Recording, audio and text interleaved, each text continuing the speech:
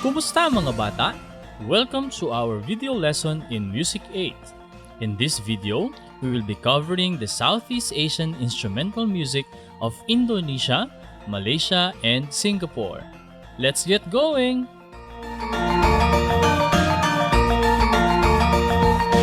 First up, Indonesia. Indonesia is the world's largest archipelago, comprising a total of 17,508 islands. Judging from its geography, we can conclude that its musical culture is very rich, sharing its influences from different countries surrounding it. Traditionally, there are two basic kinds of Indonesian music scale, the slendro and the pelog. The most popular form of music in Indonesia is called gamelan. The word gamelan comes from the Javanese term gamel, meaning hammer. This is particularly true due to a number of mallets or hammers used in their musical instruments, which are mostly gongs and xylophones. While gamelan has a lot of varieties around the Indonesian archipelago, the ones coming from Java and Bali are the most famous. Let us watch and listen to these performances and describe them later on. Javanese gamelan first.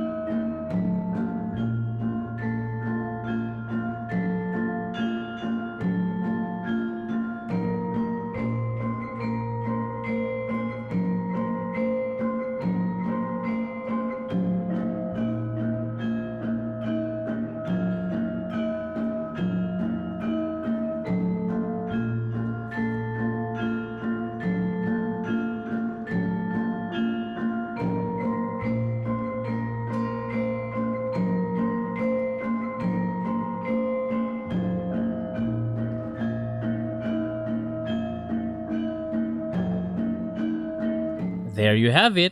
Let us now watch this performance of the Balinese Gamelan.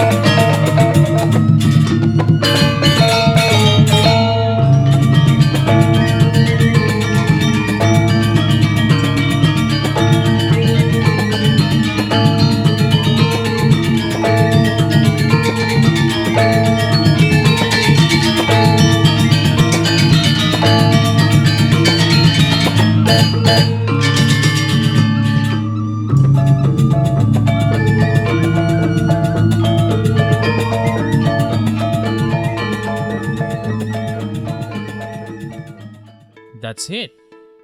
So, in those two videos, we can easily define and differentiate the two ensembles. There are a lot of differences to mention, but let's state them based on these premises. The first one is function. Javanese functions as music for chords. The venue of performance is usually indoors, and as you have seen in the video, almost all of the instrumentalists use wooden, rubber, or padded mallets. This is to avoid a very loud and annoying sound produced by the metal instruments. As for Balinese Gamelan, it functions as music for important religious ceremonies, rituals, feasts, wedding ceremony, and Balinese shadow puppet shows called wayang kulit. While the last one is done indoors, most performances are done outdoors and requires a louder way of playing. That is why they use metal mallets. Now, when it comes to style of playing and instruments that are mostly used, there is a significant difference between the two groups. Javanese Gamelan gives a solemn way of playing. There are no sudden change in tempo, and the loudness or dynamics stays relatively the same throughout the performance. Also, it uses mostly percussion instruments. As for its Balinese counterpart, tempo and dynamic changes are very evident throughout the performance. Sounds are very bright and brilliant, and the use of fast and rattling sounds of cymbals are extremely noticeable. Lastly, wind instruments are used aside from percussion instruments dominating the whole ensemble.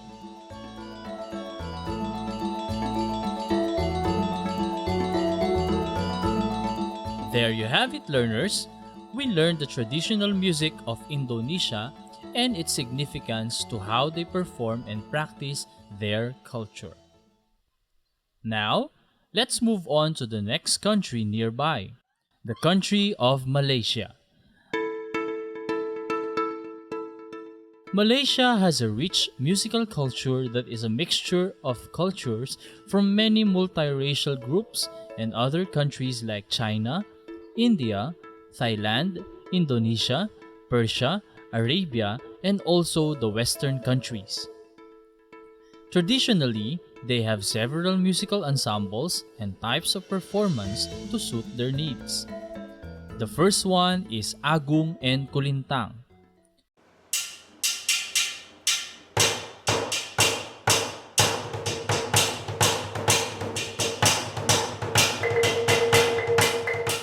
This is a gong-based musical ensemble commonly used in funerals and weddings in East Malaysia.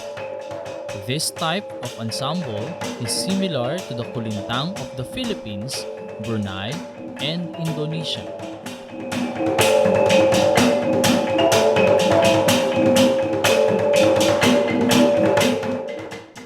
The second one is Kerton.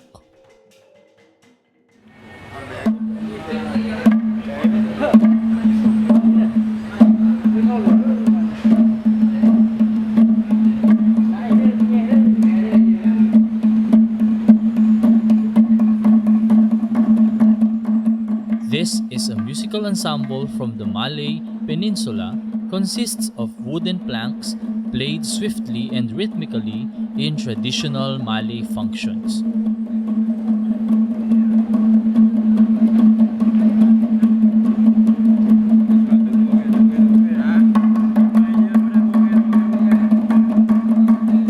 The next one is called Dikir Barat.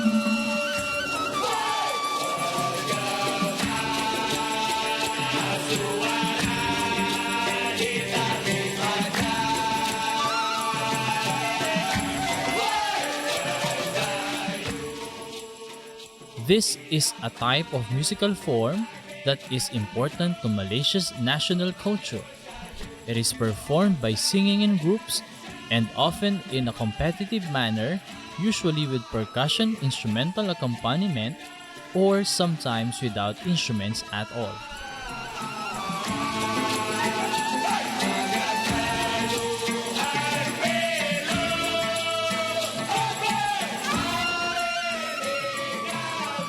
The last one is called Silat Melayu.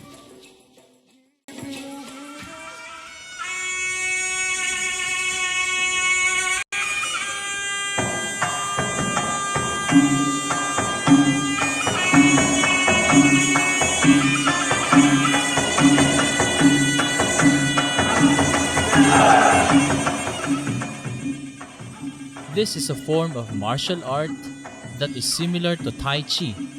It originated in the Malay Peninsula since the Christian era and is a mixture of martial arts, dance, and music, usually accompanied by gongs, drums, and Indian oboes.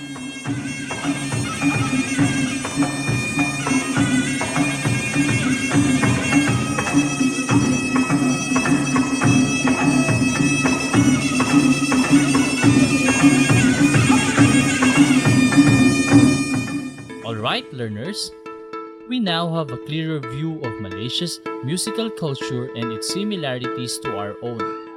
Let us now move on to the next country, the Lion City, the city in the garden, Singapore.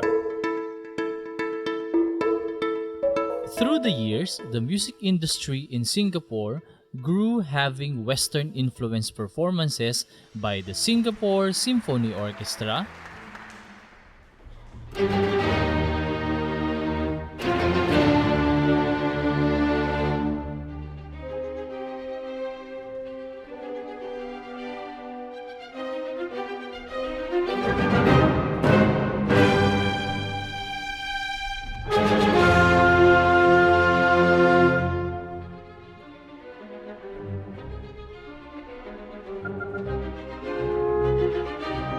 as well as the ethnic music performances, mainly by the Singapore Chinese Orchestra.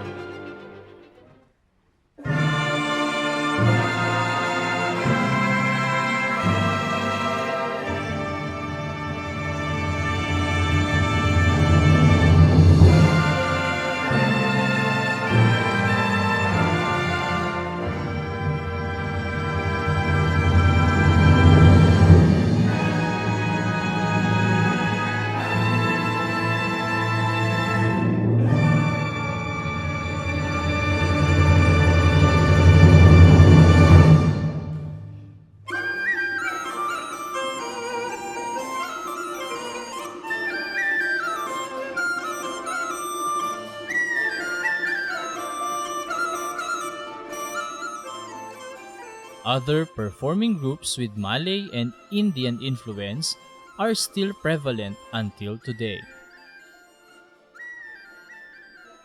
That's it. That's the Southeast Asian instrumental music. So now, we will be moving on to the next part of this lesson, the Southeast Asian vocal music of Indonesia, Malaysia, and Singapore.